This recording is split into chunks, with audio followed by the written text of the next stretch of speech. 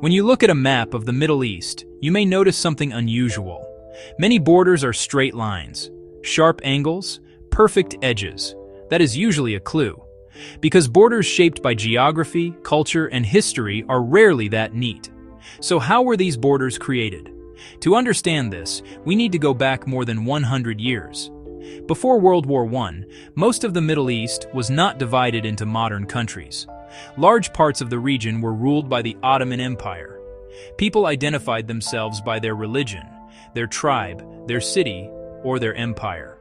Not by nation-states like today. There was no Iraq, no Syria, no Jordan. That changed after World War I. During the war, the Ottoman Empire sided with Germany and lost. When the war ended, the empire collapsed. Suddenly, a vast region had no ruler. European powers, mainly Britain and France, stepped in to decide what would happen next. In 1916, while the war was still ongoing, Britain and France secretly signed an agreement called the Sykes-Picot Agreement. On a map, they drew lines dividing the Middle East into zones of influence.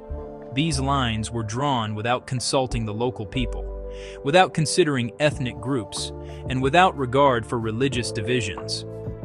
The goal was simple: control territory, secure trade routes, protect imperial interests, not to create stable nations.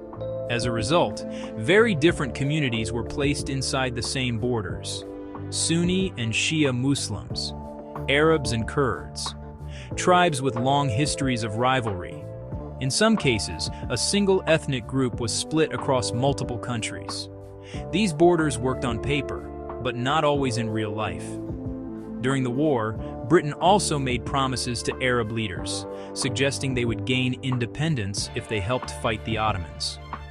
But after the war, those promises were largely ignored. Instead of independence, many regions became mandates, territories controlled by European powers in the name of temporary administration.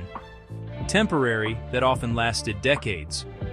Over time, these mandates turned into countries: Iraq, Syria, Lebanon, Jordan. But the borders remained the same lines drawn by outsiders. Some countries managed to build a national identity. Others struggled with internal divisions, power struggles, and repeated conflict. Many modern conflicts in the Middle East are not ancient.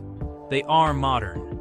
They are connected to borders that ignored local realities, forced different groups together, and left tensions unresolved.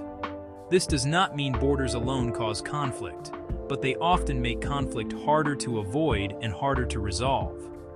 The borders of the Middle East remind us of something important. Maps are not neutral. Lines drawn on paper can shape lives, politics, and history for generations, and decisions made far away by people with power can echo long after they are gone. Understanding how these borders were drawn helps us understand why the region still struggles today.